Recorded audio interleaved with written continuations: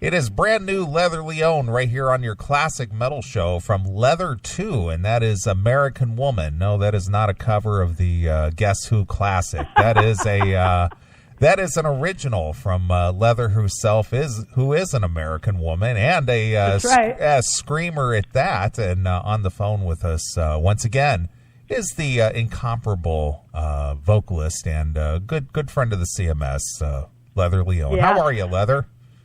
I am fucking phenomenal. Thank you very much. Well, excellent. Always good to talk to you. Always good to spread the word through you crazy people. Yeah. Well, we're always happy to have you on the show, and we're glad that you you endear us to yourself. Aww. Well, Leather. Enough of that shit. Okay. well, Leather, you obviously made your comeback a few years ago after kind of being absent from the music scene, and you worked with David Chastain again in the band Chastain, and released a couple of phenomenal CDs with him. But unfortunately, Dave was really not up to touring or doing anything beyond just recording. And I know that you were chomping at the bit to get out there and do some live performing. Yes, and you went out exactly. And when we were having pre-production meetings for Surrender to No, and he looked right at me and told me, "I'm not going to tour. I'm going to say no to everybody unless it's a phenomenal amount of money." There was always an excuse on top of it, which is fine. I totally understand. And all it did was help me. It never hurts me to make a Chastain record. So, I think he did it a lot for me too, just to get my name back out there with what people were used to hearing me do. So, there's nothing bad about doing a Chastain record ever. Right. Well, obviously it launched you back into the music business after, a hiatus, as it were. And, because of your desire to continue on making music and touring and performing, you decided to forge out on your own and find a band who was willing to work with you. I did, but it wasn't planned, dude. I got the opportunity to go to Brazil again because Chastain didn't want to. So Rodrigo Scelza, the promoter, reached out to me and said, "Hey, do you want to come down? I'll get you a band." And I'm like, "Dude, let's go." So that was 2014. We had a bunch of plans in 2015. Nothing came to be. And then in 16, I had the privilege of going back down to play a show with Rob Rock. So through that whole South American crazy touring situation, I found the band. Now, being that these guys are from Brazil, right? They are. Yeah. How does that work for you logistically, being that you're in Northern California and they're way down in the South America? It's called the internet. Yeah, we wrote everything via Skype. It was awesome. WeTransfer.com. And also, it's easy for me really just to hop on a plane. It's just one person. It's very easy for me to get to them. But it was all via the internet, which is really the only way things are done anymore. But I must tell you, I got back into the studio to do vocals, which I haven't been in a real studio in like 100 fucking years.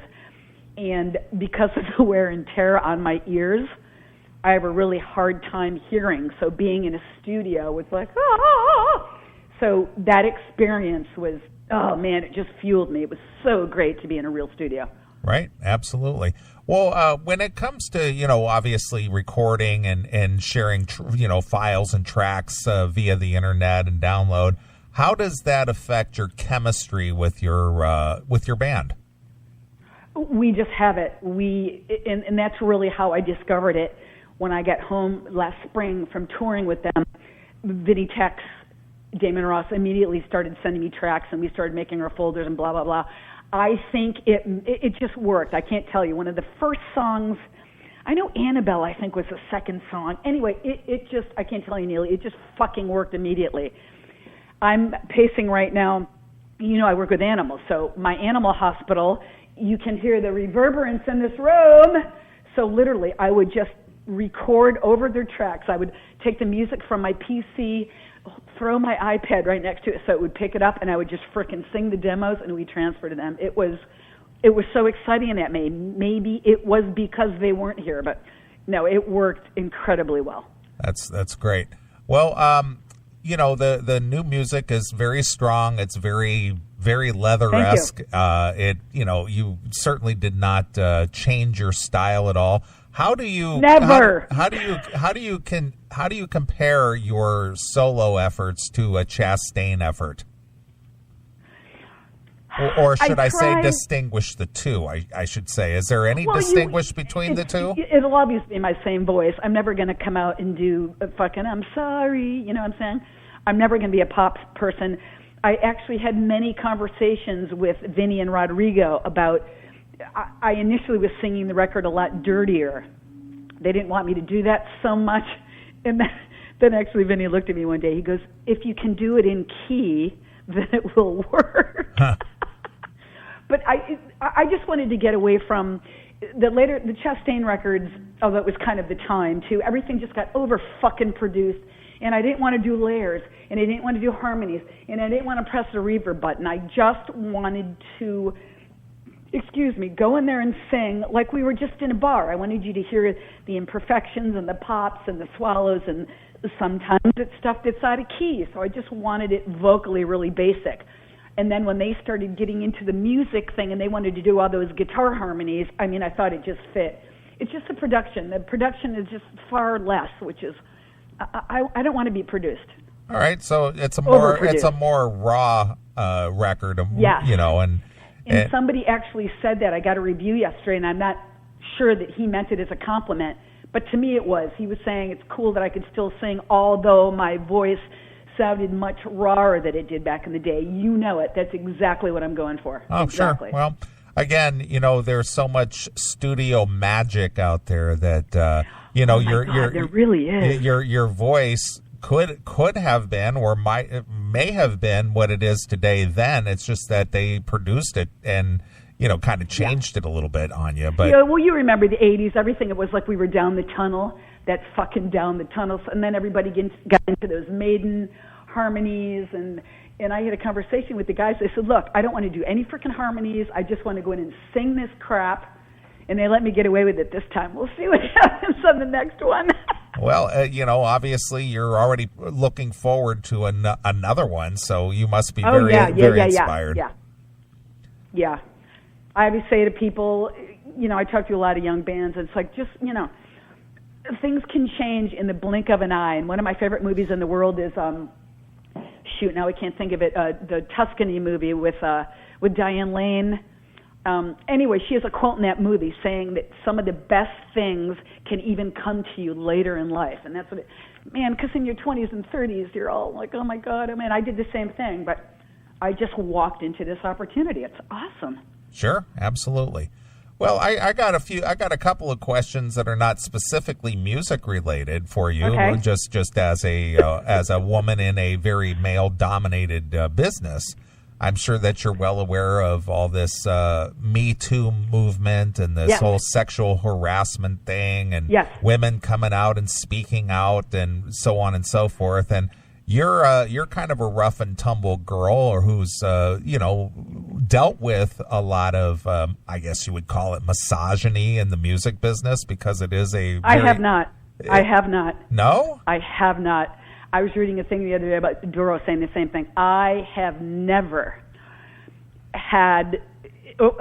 No, it's never. Probably because I don't live my life that way, and I think you get treated by what you put out. I don't walk around all sexy, showing my vajayjay and my cleavage. I am not that person. I am a tomboy, so I have never been looked at that way.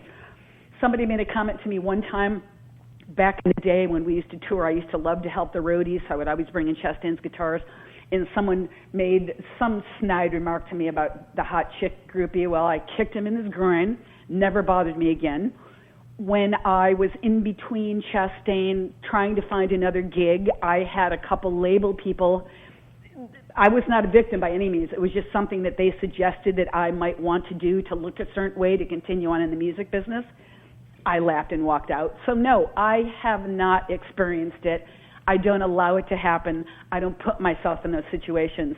And I can sing just as good as Steve, Joe, and whatever. So I have not experienced any of that bullshit ever. So what would your advice be to women who, cry victim out there to maybe... Well, it's hard for me to say. I'm extremely blessed that I am that I have never gone through any of these things. I don't know. I guess you have to talk to somebody. You got to be strong. You got to get up and leave. I mean, I understand a lot of these women, because that's what we always say, those of us who have never encountered anything like this. Why do you speak about it 7 years later? Well, you know what? That was their livelihood on the line. They would have lost their careers. They would have, but I don't know. I guess I would tell them to go talk to somebody, stand up for yourself, and fucking kick their ass, But again, I've never been in that. What do you do when it's your career? I mean, it's called the casting couch for a reason. Right, right. When I was young, when I was a Rude Girl, we'd always go to L.A. and stuff and play shows. And I was really, I don't know if you've seen those pictures of me back then, but I would be like going to all these big people. Well, isn't anyone going to invite me like to the couch or anything? And they'd be like, no. They're like, no. Actually, we weren't going to. Right. Well, I've never been that type of person, so that type of woman. Sure, absolutely. Well, I was asked a question the other day. I was talking about the fact that I was going to be speaking with you and interviewing you about your new record, and the fact that you are very active, especially on the Twitter when it comes to animal rights and protecting abuse of animals and so on and so forth. But the question is isn't that ironic that somebody who is involved with animal rights and animal abuse efforts and things, her name is Leather and she wears leather? Shouldn't she? No, I do not wear leather. That's what you don't know. Everything I wear is fake. Yes, it's extremely ironic because I got the name from wearing leather, and I never had a bike in college. And my name is Catherine, so I would walk around. Have you seen that Britney Spears leather thing on SNL where she's walking around and she's all cracking? Yeah. From the leather pants. Well, anyway, I would wear it, and I never had a bike, so it was a joke. Oh, here comes Kathy Leather. And then I started singing in bands. They called me Kathy Leather. Then when I moved out here, leather just stuck. And I haven't eaten meat now for 5 years. And all the leather, everything I wear is fake. Right. Yeah. So the question is since 2000. Yes, it's extremely ironic. I find it hysterical, but I do not wear it, eat it, or promote it. Right. Well, the question is would she consider changing her name to Pleather? Some people call me that, Neely. Some people call me Pleather, and other people call me Feather. Oh, there you go. I have friends in L.A., and they're like, hey, Feather. I'm like, shut the fuck up. Very nice. Well, and I love what Ricky Gervais does with his platform. Oh, my God, he's great. Yeah. About animal rights. Sure. But, yeah, I want to make that clear. I'm a total vegan chick, yeah. Right. Well, what do you want to tell the fans specifically about this new release, Leather 2? It's just called 2, right? Yes, it's called 2. A lot of thought behind that. I want everyone to listen to it, and they're going to enjoy it. I've got new inspiration, new blood. We are just going to tour the crap out of this record. I finally have a tour in North America coming up with Grim Reaper this fall. Then we're talking about heading to Europe. Much more conversation than I've had in my career, and I use that word extremely lightly. So just enjoy it. You're going to feel the energy of these guys. I mean, they've just lifted me up. It's just so much fun, and you're going to hear the fun. And, I mean, metal rules, dude. Yeah, absolutely. Well, the bands out there, I know you've been in the business a long time, but bands out there, especially in today's market, have a tough time touring just because it's hard to make ends meet sometimes and it's horrible. Get a package or get an offer that would make it worth your while, to where you don't end up coming home and broke or in the hole. Yeah, and that's been the beauty of Leather 2, that people are just going, okay. And again, because of the songs that David Chastain has written over the years, I was allowed to stay out there a little bit. I mean, dude, I go to like these crazy countries, and these kids that are like 21 and 22 are singing Angel of Mercy to me, singing Voice of the Cult. So there was some connection that they made with me And oh my God, it's just incredible. And oh yeah, nobody's making any money. I'm stashing away money for when I'm gone to be able to pay my bills when I'm gone. But, you know, the love of it. Now, again, I'm blessed that all these guys in the band can tour. They don't have mortgages. If they have families, or families support them. So there's none of that. You know, it's so hard to be married to 4 or 5 people. You know that. But it is just falling into place. Am I going to get rich and be able to do nothing else? Absolutely not. Yeah. Well, as far as recording this new CD, I mean, getting back to the whole financial end of it, you know, obviously recording budgets aren't there either. Fortunately, that, you know, digital recording is not as expensive as it used to be for the 2-inch tape and all that other thing. Yeah. But there still is a certain amount of expense involved for production and whatnot. So how is this record? How is this record funded? This record was basically funded through us, and then I had been blessed enough to recoup it all through the labels. And I was able to call in some incredible favors from people that I've known over the years. But yeah, you know, we had some label support, which was really freaking nice. Right. It's not like back in the day when they'd give you $100,000 and say, "Bring me a record." But yeah, we got it funded through the labels. Well, that's good.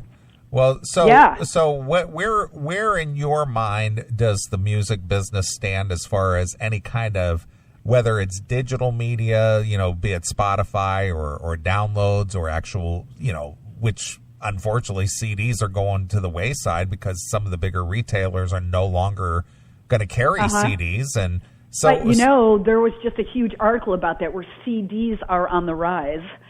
Vinyl, of course, you know, vinyl's all back in now. All the young kids are all getting vinyl. Right. All buying vinyls. So for your distribution deals, what kind of distribution are you getting? Are you getting physical media distributed, or is it all like downloads? Yeah, we're both. We're getting physical and I can never say that word. Distributing is what I say. We're doing digital and hard copies of stuff. We have CDs that are going out, vinyls that are going out, and then you can go get it on Spotify, iTunes, the whole. It's all covered. I'm very blessed that way because I had so many different labels that I'm dealing with. Everybody is doing it a little different, yet everyone's getting product out there. So it's really exciting. Excellent. Well, there's a lot of good newer bands that are out there that'll never get the shot at getting the limelight that some of the classic bands have, you know, were blessed enough to come up in an era where there was still promotion. And, you know, fortunately we get to play, you know, a bunch of, you know, unsigned bands here on the show that had this been 1987, a lot of these bands would have been at the top of the charts. Right. So what? How true is that? The whore and cocaine days. Oh my God. When you could, I always have a conversation about, because there's 2 things I want to do before I die, and they're both very simple. I want to play Vocalist, and I want frickin' Jose Mangan to frickin' play me on Sirius, which. So, you know, I call it people that I know. I'm like, dude, can't we just? Isn't there payola anymore? Can't you like bring him a bag of blow and a hooker? But I mean, you remember those days, right? Or are you absolutely. Too young? Yep. Oh God, I used to have a boyfriend on CBS, and oh my God, I would have never believed it unless I lived it. But yeah, but you know what? I know there's so many bands out there, but I guess that is the beauty of social media. You can put your own music out there. I mean, there's people I've never even heard of that you go to their pages and they've got, you know, 1 million people that are all buying and listening to their downloads. It's killer, but I don't know who they are. I don't hear them on the radio. Oh, you'll never will. But, you know, getting back to what you just mentioned there about Sirius XM radio, which, you know, when it first started out, you know, 10, 15 years ago, they were kind of I don't know, they kind of broke the rules as far as like terrestrial radio is concerned, and you heard a lot of stuff that you probably hadn't heard in years on some of their stations. But even they've become so streamlined to where they play the same song, same playlist again and again and again. And they really have. And again, I thought that I could pay somebody to get music on, and it's not. When somebody doesn't like you or want, But again, that's not the only thing. I just always try to do everything I'm told that I can't do. So. Right. Well, I gotta. I'm not dead yet, motherfucker. Well, I purchased a new car that has Sirius XM. I haven't had a subscription to it in years, but since I have it again, I've been listening to it, and I hear some of these guys say like Ozzy's Boneyard or whatnot, and they'll come on and say, hey, Judas Priest has a brand new record called Firepower. It's a really great new disc from them, and they, they do this and they do that, and it's got a lot of great songs, and they're playing it, and they're out on tour right now, and they're promoting this new Firepower, and it's really great, and you ought to go get it. Now you got another thing coming. I know that. It's like, well, you just talked about this new record like it was the greatest thing, and you won't even play one song from it. Right. Now, somebody told me that they have heard For Those Who Dare on Ozzy's Boneyard. I never have, but I know what you're saying. But, I heard that actually in Octane the other day. They were talking about Firepower or something, and that's what they did. But, let's not forget Turbo Lover or whatever. And I'm like, okay. So, But yeah, it's crazy. You just got to do it. If you love it, just do it. And there's so many bands that are out on the road now. I mean, there's more and more clubs that are opening and festivals to play. And again, you aren't going to make any money, but you don't. It's kind of, you necessarily don't have to pay to play anymore. You aren't going to make any money, but they'll get you there, set you up, let you play, and send you home. So that's an improvement. Sure, absolutely. If you aren't Metallica, like I said, I've really been blessed with this experience. Maybe it's finally my time. I don't know, but yeah, it's been going really good. Well, good. Glad to hear that. Tell us a little bit about the guys in the band. Give us a little rundown of who's in the band and what they do for you. The guys in the band are freaking awesome. Vinny Tex learned to play guitar through his dad. His dad's a great guitarist. He doesn't even listen to metal or necessarily play metal. He listens to like 70s and 80s rock or like they're all really into Kiss, which blows my mind. Kiss, Vinnie Vincent. Of course, the other guitar player is a total Dio head. Chiago, the bass player, is a totally schooled musician. He's theory and all that stuff, which is extremely frustrating to me, and I'm sure him when he's in the studio with me. Braulio Drummond, the drummer, is really into hardcore. He plays a lot of bands, and they play with like Behemoth and all these crazy Cannibal Corpse they open for, and so it's a huge eclectic thing. And then there's me, the Dio Sabbath chick. So they've all been playing for about 15 plus years, and they're really different down there. The musicians here, I love them, but there's a certain sense of bitterness, and especially people my age, and they're all jaded and everything sucks and blah blah blah. And I ran into a lot of that, and I'm like, but I'm still in my 20s. I just want to play. I don't care that someone's not going to pay for me to stay at the Hyatt. I just want to frickin' play. So these guys are like that. They're happy eating at McDonald's, and they're happy being in 2-star hotels, and they laugh and they keep me. It's just really, really cool. They're young and they're dumb and they're smart and they're beautiful, and they're having a good time because I tend to attract a lot of really good-looking women. It seems like it's the good-looking women that talk to me. So, hence, the boys are having a lot of fun. Sure. Well, there you are. They're going, we like you, lover. Yeah. Well, it's all really cool. Well, when you go out and play your shows this year, are you going to concentrate on your solo stuff, or will you be absolutely. Or will you be able to throw some Chastain in there at all? Oh, well, of course, Neely. I'm always going, and I don't say it like I have to. I will always play Angel of Mercy, Voice of the Cult. The crowds really love All Your Neon from Shockwaves, but it's basically going to be Leather too. And again, I'm blessed enough where people are playing this record. So, I love and cherish everything about my Chastain days. But you know what? I'm moving on now. I'm doing something else now. Will you work with Dave in the future, or is that over? Oh, I'm sure that I would, but there are no plans to. Okay. It's funny. Somebody said the other day that I put out a record in '89, and now I've got another one out in 2018, and they were saying like, well, I guess we're going to have to wait till 2025 for another one. I'm like, I don't know if I'm going to be around that long, dude. Well, I'm glad you're having success after all these years, and the fact that you did not allow the Dave powers that be. Yeah, the Dave to dissuade you from continuing on and doing your own thing and putting your own band together and going out there regardless of the situation and having the fire and the energy and the desire to still do it. I mean, yeah, it's a blessing, man. Anytime you can play music, I mean, whether it's in front of 50 people or 5,000 people, I mean, it's incredible. And as always, I appreciate your support. And when it comes out, can we talk again? Oh, yeah, absolutely. Okay. Well, you think you can't just come on the show anytime you want? Well, I guess I can, but I don't like to be pretentious. Right. They're like, hey, it's me. When can I call? Anytime. All right. Again, I appreciate you, and I'm sure we'll talk very soon. All right. Well, the new release is called Leather 2, and it's got a lot of smoking tracks on there, 11 in all. Woo! And I think that you'll really dig it. Leather really belts out the tunes, and she has not lost a step at all. So, in fact, I think she stepped it up on this one, to be honest with you. I need to have you on my left shoulder all day long and say that stuff in my ear. Well, let's play another track off this Leather 2 release. I'm going to end this interview with Black Smoke. It's Leather right here on your Classic Metal Show. Okay, take care of yourself. I'll talk to you soon, okay? All right. Ciao, everyone. Thank you.